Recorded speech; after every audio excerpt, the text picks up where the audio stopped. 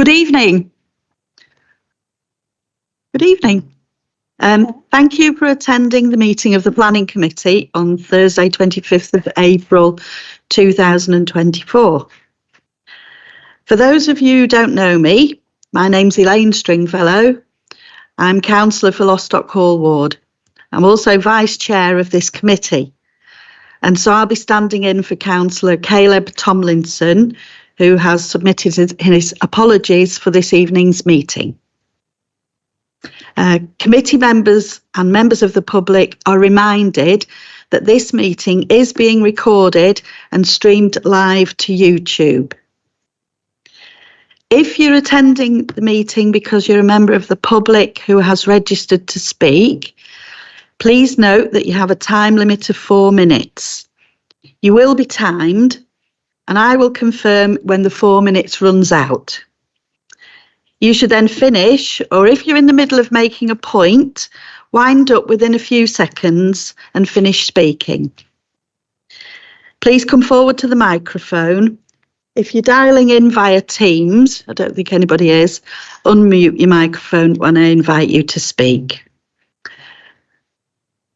Voting will be undertaken by the electronic voting system. The outcome of the vote will then be confirmed by our legal officer, Taz, once complete. I'll begin with some housekeeping. Please, can everybody ensure that mobile phones are either switched off or turned on to silent mode? We're not anticipating a fire alarm drill tonight, but if the alarm does go off, you should leave via the fire exit in the wheel room, which is behind there, and wait on the car park to the rear of the building. If I can now ask everyone to introduce themselves, starting with our new Head of Legal and Procurement, Taz, to my left, and go around one by one. Thank you. Thank you, Chair. My name's Tasneem Safdar, Head of Legal and Procurement.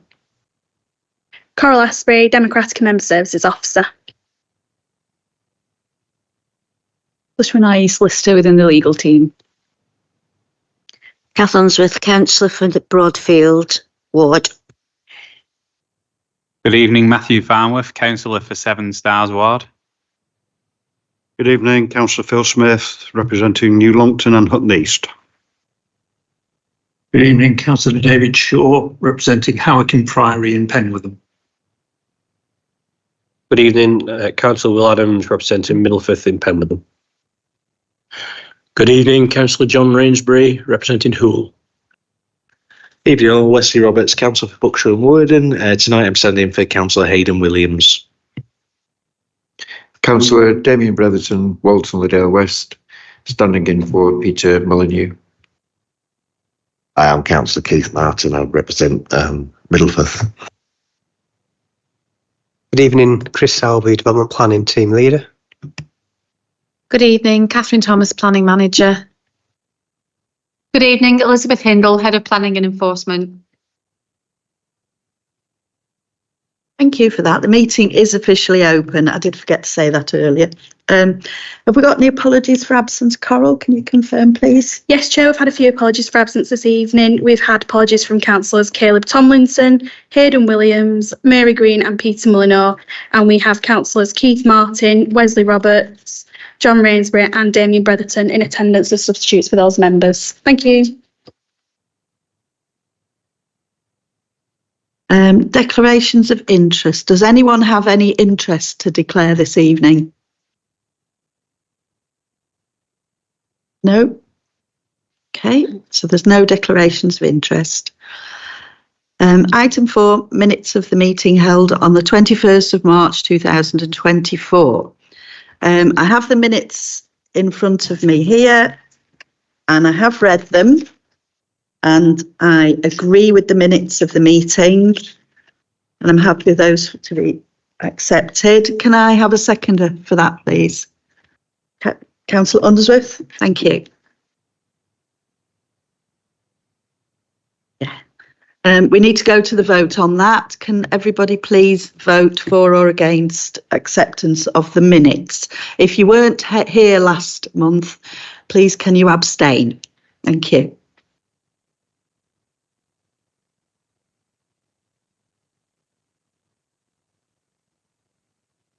Those have been carried, Chair.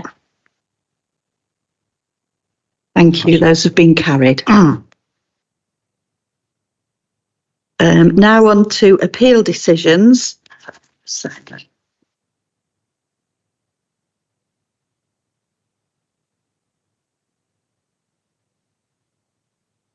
Now on to appeal decisions. Catherine, would you like to update us on any recent appeal decisions, please? Thank you, Chair. Yes, we've had 2 appeal decisions received this month, both in relation to properties or sites in Whitestake. The first application relates to a proposal that was considered by this planning committee for the fields on Long Moss Lane in Whitestake. It was an outline application with all matters reserved for the erection of 10 retirement bungalows with some additional plots at 11 to 14 to the rear of the site.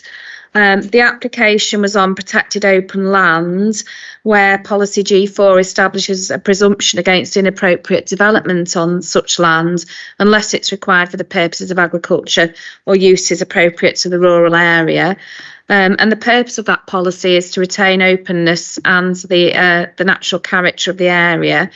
And the inspector found that it would be harmful, and the proposal did conflict with the development plan, and there were no material considerations that would indicate that the scheme should be allowed, and therefore the application was dismissed, which is good news. And the second appeal decision we had was for Fairfield on Long Moss Lane in Whitestake. This application related to the demolition of an agricultural building and the erection of a replacement dwelling. And the main issues were whether the proposal would be inappropriate development in the green belt and whether there would be any impact on the living conditions of nearby residents or future residents of the site due to a commercial business adjacent to the site. So effectively, the inspector concluded that there would be considerable harm to the green belt arising from the development and that there were no very special circumstances that would justify departure from that, and therefore that appeal was dismissed as well. Thank you, Chair. Thank you, Catherine. That's good news this week, I think. Thank you. Now we need to move on to item 6, which is regarding 55 Liverpool Road, Penwitham. And I'd like to invite Chris Sowerby to present the item, please. Thank you, Chair.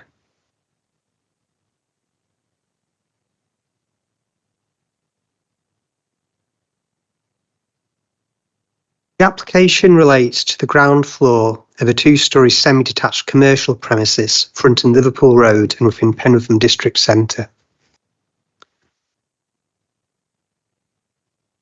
The premises are currently vacant, having previously been used as an estate agent, and on the first floor is a taxi booking office. The adjoining property comprises of a jeweller's on the ground floor with a residential flat on first floor. Planning permission is sought for the change of use of the ground floor to a hot food takeaway, together with the installation of a flue vent to the rear. We are aware that there are a number of objections to the potential specified end user. I must, however, be clear that this application is for the change of use that would permit the premises being used as a hot food takeaway only. The proposed hours of opening are 11 AM to 10 PM each day, and the proposed flue would have a diameter of 0.5 metres, with the top being 2.1 metres below the existing roof ridge. The proposed extraction flue would be located on a 2-storey outrigger on the rear of the building. Whilst policy E4 of the local plan is focused on achieving high levels of retail uses in town centres, shopping habits have unquestionably changed since the adoption of the local plan in 2015. The NPPF has, however, regularly been updated in response to issues and government policy. Town centre strategies contained within the NPPF are therefore considered to be more relevant than aspects of the local plan town centre policies, which are more dated.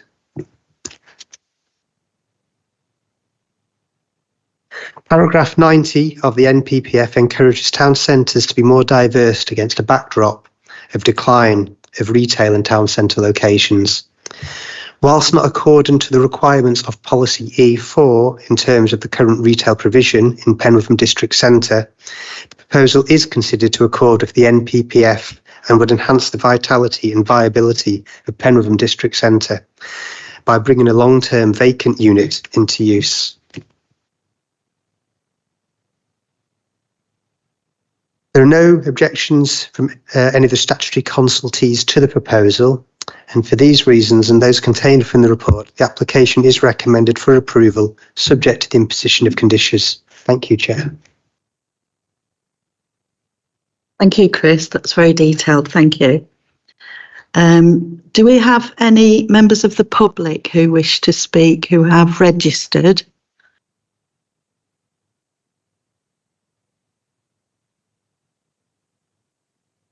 Okay, so first of all, I'd like to ask Councillor Howard to speak, and then we can decide whether or not you can speak afterwards. Okay.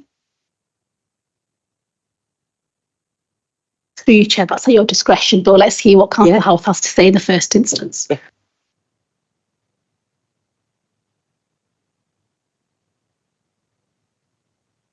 Thank you, Chair. For those who don't know me, I'm Councillor David Howarth, and the Liverpool Road District Centre, along with these premises, are at the heart of my ward of Howicombe Priory. I'm speaking this evening to oppose this application on the planning grounds of contravention of Policy G17 of the local plan, Core Strategy 17 and Policy E4 of the local plan, supported by National Planning Policy Framework 2, 7, 8 and 9, along with Core Strategies 10 and 11. Can I say at the outset that I'm disappointed that unfortunately you've been presented with recommendations for approval based on misinformation, which I will come on to.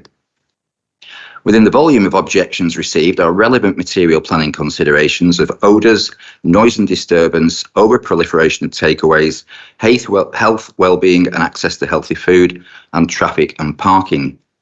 Firstly, I take issue with sections 10.10 to 10.12 of the report, which states that the nearest residential property is on Queensway, some 70 metres away and 45 metres from the properties at the rear. It's simply not true.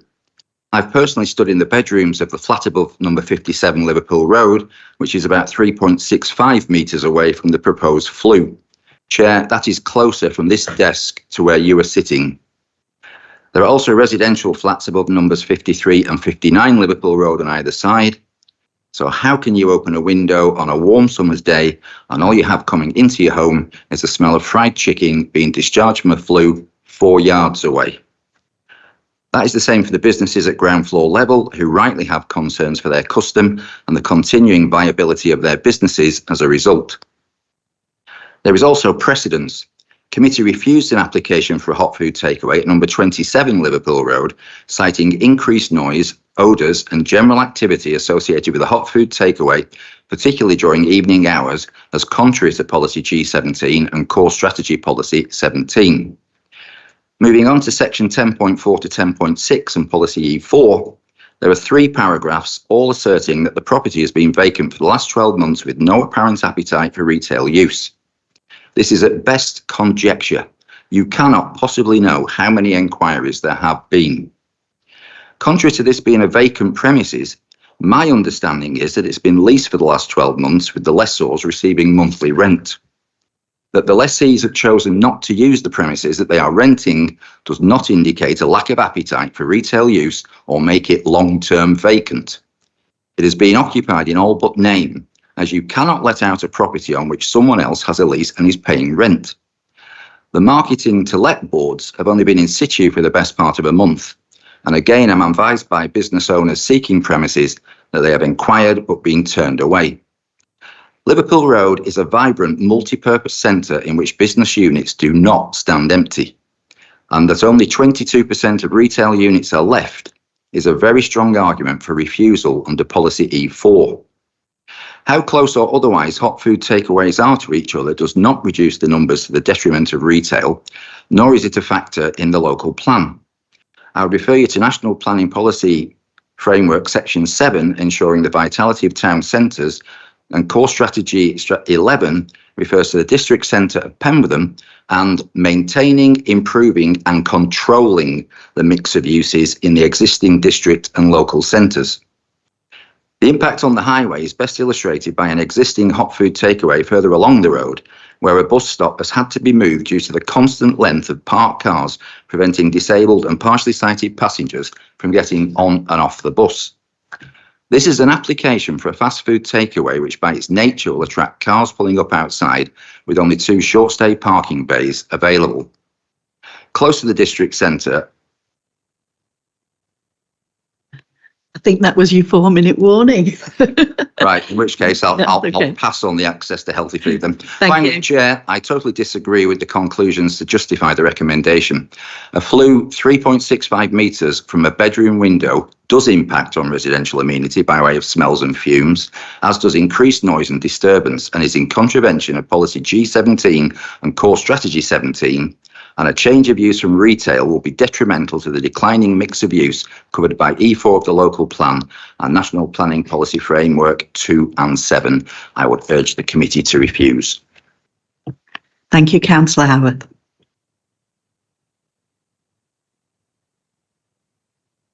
Did you indicate that you wanted to speak? No. Have you got anything additional to what Councillor Howarth has just reported? If you've got something new, that I will let you speak tonight.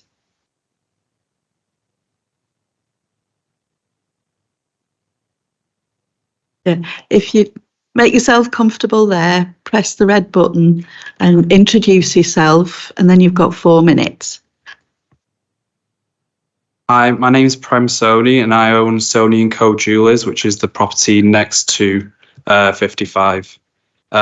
We've come to this meeting not only to display our concerns, but the concerns of the community in Penwortham as a whole. There's several reasons why we're against the opening of the fast food takeaway. One of them is the litter and waste that's likely to be produced and discarded in the immediate area.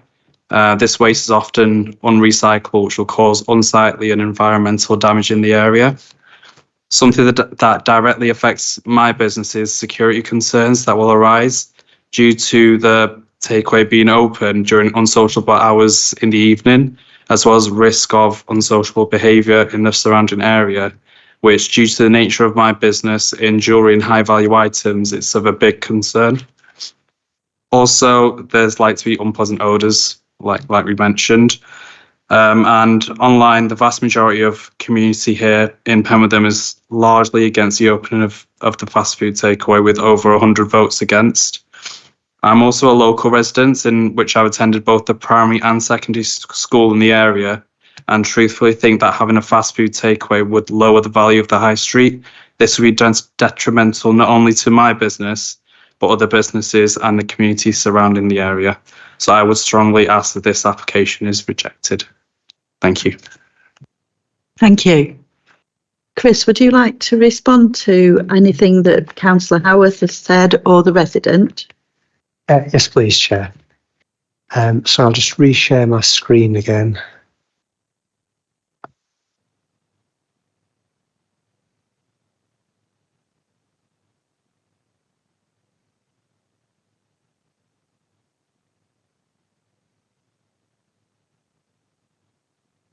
Yes, reference was made to the residential flat on the first floor of the adjoining premises.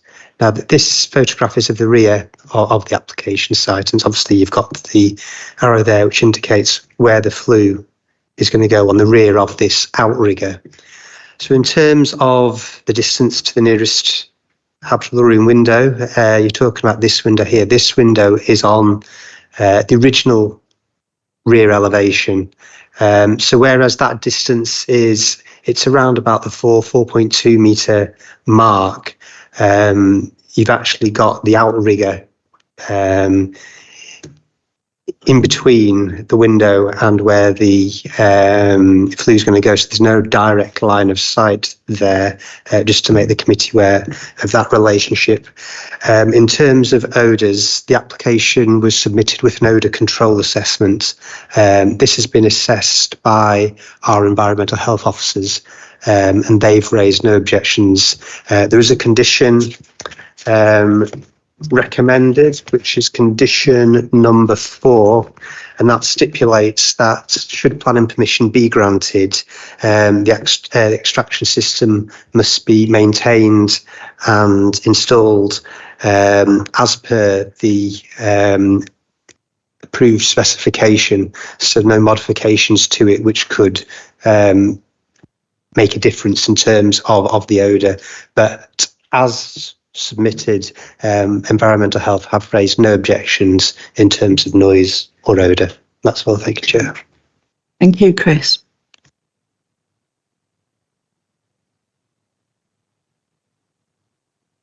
I'd now like to bring the application into committee, and if any of the members would like to speak about this application. Councillor Shaw and Councillor Unsworth. Can I ask a question? Sorry, Chris. I'm just not sure which of the two flats you're worried about, because there is the flat at, is it 53, with 2 windows facing the proposed stack. There's also the flat opposite, which I think Jones is trying to let. And I think that's even closer. It doesn't alter the fact. Also, when the police said that they had no objection, they did suggest that the entire compound should be surrounded by up to 2 metre fence. Certainly, since the neighbouring 2 properties have no fencing between them and and that's purely for security. And I mention this because the gentleman pointed out that there's a jeweller's right next door. There's no requirement apparently in here for that fencing. Is that right?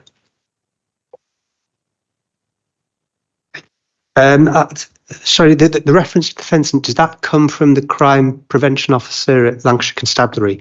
Yes, I mean, it's quite frequent with planning applications. They make a number of security recommendations to reduce the chances or opportunities for crime and antisocial behaviour.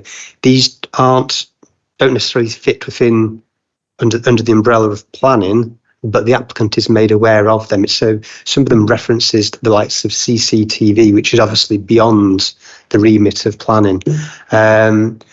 So it's not there from a resident. What the crime prevention officer is suggesting is not from a residential amenity perspective. It's more about reducing the opportunity or potential of crime. Without the implementation of those, there wouldn't necessarily be a policy hook there for refusing the application. So it almost sits parallel with the planning, that there's recommendations on the side saying, look, these are suggestions by the constabulary that you may wish to implement to reduce that opportunity, but there isn't necessarily a reason for refusing the application without including them by way of condition, if that answers your question. Does that answer your question?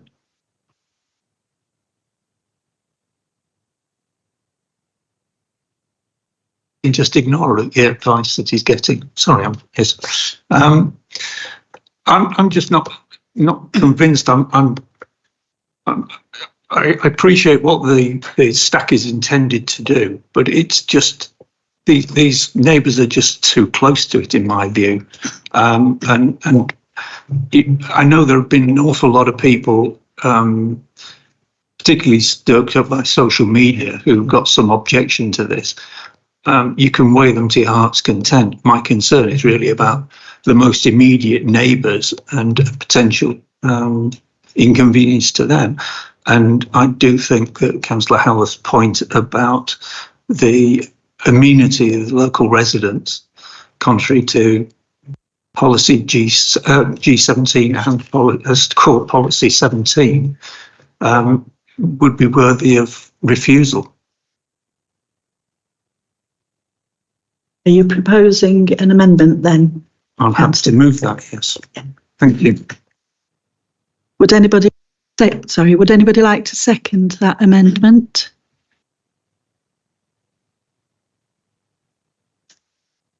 Okay. Sorry, I'll let Councillor Unsworth speak first and then Councillor Adams. Thank you, Chair. I just wanted to clarify the situation about whether the property is currently empty and has been for 12 months, or whether, in fact, there's other people wanting to use it, because it looks like that's the only reason we're going against E4, is it? Because we want it to be more, we don't want an empty property there. But Councillor Howarth indicated that it wasn't empty, is that? Sorry. Yes, Chris, do you want to come back in? I mean, it's correct in saying that the property has not been in use. We are not party to any rental agreements that have been in place, or any sales of the premises that have been in place. I mean, it's purely from an observational point of view. The property has remained vacant and has not operated within that time.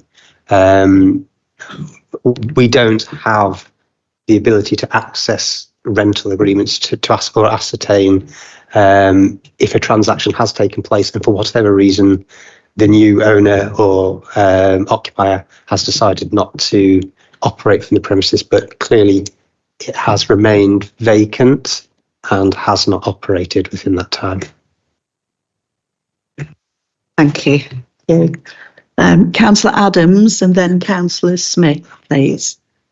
Yeah, no, it was just in relation to Councillor Howarth's comments in relation to the inaccuracies in the report. And I just wanted to get clarification on, are they in fact inaccurate or not? And obviously Councillor Shaw has brought up the issue about the property at 53, and, you know, are they going to be looking out to view the flute and obviously the odour which comes with it?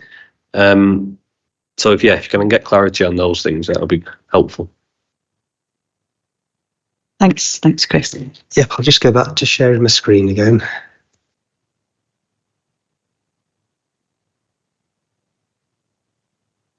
So yes, as mentioned in my presentation and as detailed on section 3.3 of the report, there is a residential flat which is adjoining. So I appreciate there's a reference somewhere else in the report that says Queensway opposite, that's the nearest dwelling. But the nearest residential, as stated in my presentation and in section 3.3, is that dwelling there, that first floor there. On the other side, oh, sorry, the screen's not moving across. Oh. Yeah, so also reference has been made to residential in the first floor element of here. So you have, in part, I think it's an architect studio operating from there. But again, the extraction flue is on this outrigger. So in terms of direct relationship, there is no direct relationship between the windows here and this point here. It's more of a splayed, angled relationship. That might be best off showing on, yeah, on this plan here. So it's more of an angled type relationship there with the flue on the rear. And obviously there was another window on the rear facing that way as well. So you have first floor window there, with the two-storey element in between, and then you have that relationship there as well. Thank you, Chair. Thank you.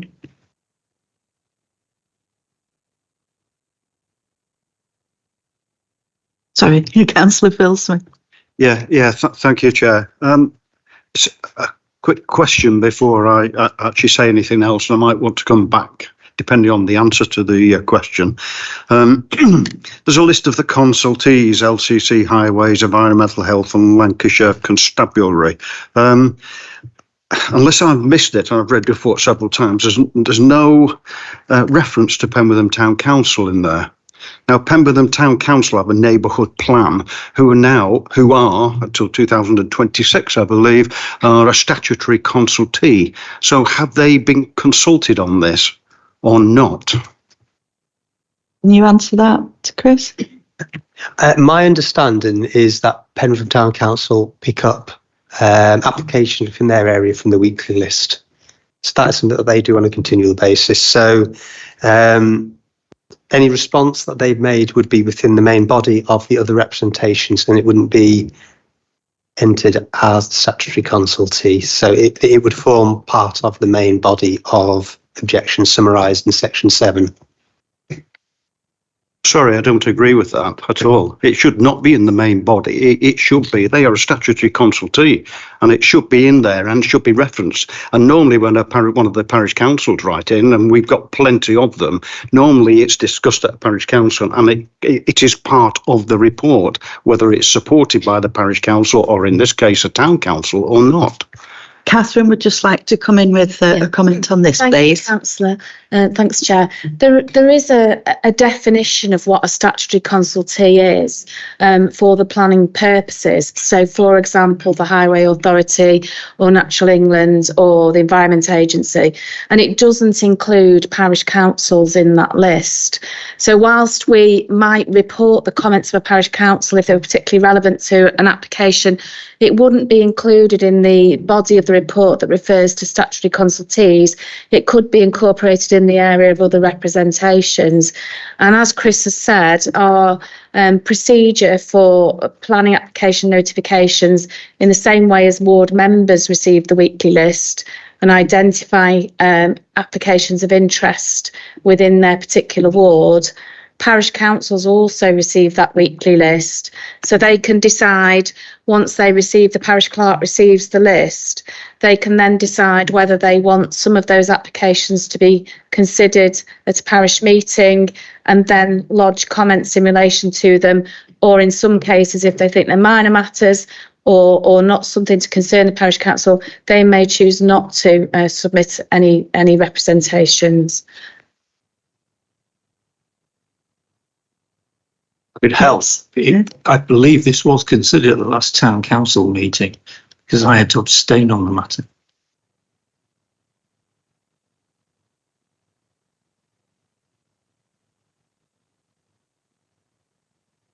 Well, Sorry, I couldn't quite catch what you said, yeah, Councillor Shaw. I believe this matter was raised at the town council on their last meeting because I had to abstain from the item. Thank you. Thank you.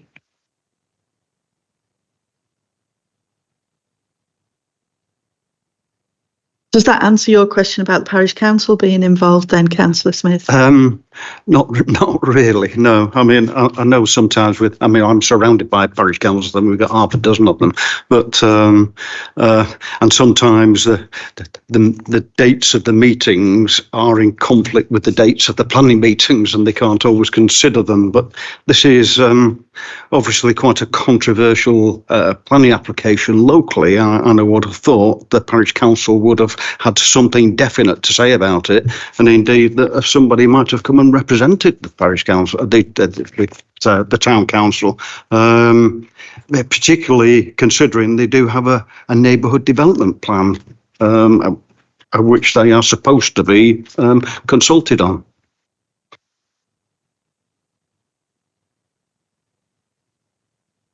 Thank you, Chair. Yes, so it's difficult for us to check at the moment whether we have received any objections from the parish council.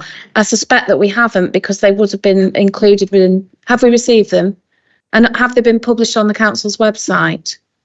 That's really what we were just trying to check now. I mean, what I would suggest. Sorry.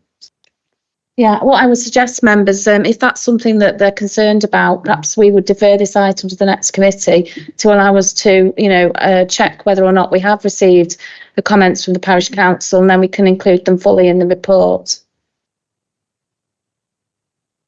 So are we able to withdraw the item from this agenda, Taz? I think if we have a sort of a vote on deferment to the next meeting, to allow obviously those checks to be made. I think given the circumstances that have been identified within the meeting, I think that's probably the safest thing to do. Councillor Will Adams, do you want to say something? Yeah, I think it's a common sense approach in terms of how we move this forward. I think I like it to be also, if it can come back in terms of being very explicit in terms of the impact on residents and how far the other properties are towards this, if that could also be thought about. I just think more information on this with the town council's input as well will be helpful. So I'm happy to propose deferment. Thank you. Can we have a seconder for deferment, please? Councillor Martin, thank you. So can we go to the vote then, for or against deferment, please?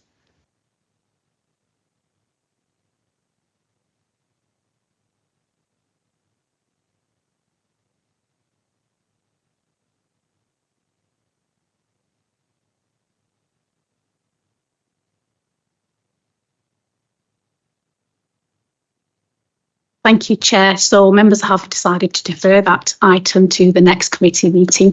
Thank you. Thank you. If you just come about the item 6, if you want to leave now, you can do. We're now moving on to item 7, which is concerning the Family Wellbeing Centre in Wilkinson Street, Lostock Hall.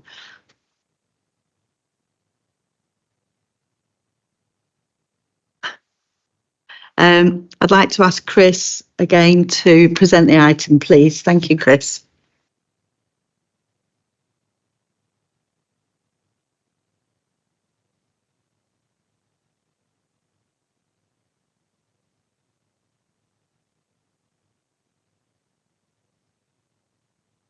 Thank you, Chair. The application relates to the siting of a storage container unit to the car park area adjacent to the Family Wellbeing Centre on Wilkinson Street for the storage of donated baby items. There are no habitable room windows to the adjacent property. To the rear, there are no dwellings which would immediately be behind the container, and the position of the container is adjacent to the existing building, just shown on the right of this photograph. The existing donation point, which is used, will be retained on the building. And as detailed on the circulated update sheets, the container is to be painted cream in colour to match the existing building within 1 month of the date of the permission, should it be granted. There are no objections to the proposal from any of the statutory consultees, and for these reasons and those contained within the report, the application is recommended for approval subject to the imposition of conditions. Thank you, Chair. Thank you, Chris. As there are no registered speakers on this item, I'll bring the application into committee. Councillor Adams. Yeah, thank you, Chair. I think this is a fairly straightforward one in my view. I think it's probably only come to committee because it's the council is the applicant. So yeah, I think it's vital that this container is utilised to allow the team down there to do the work that they do, which is absolutely critical, and will only, I think, increase in terms of their workload and the need for space. So I'd be very happy to support approval and propose that. Thank you. Thank you, Councillor Adams. Councillor Martin. Thank you, Chair. It's well, we're in a bit of a bad situation, I suppose, because I mean the need for this has been dictated by financial issues in the community, and as well as the goodwill of those who can afford to give. It is a temporary installation. It's going to be painted, I believe, from the latest report we've got from it. And I think if it can be removed sooner, then all the better. But I would second Councillor Will Adams's proposal. Thank you. Would anybody else like to speak? So we'll go straight to the vote then. Proposed by Councillor Adams, seconded by Councillor Martin. For or against approval?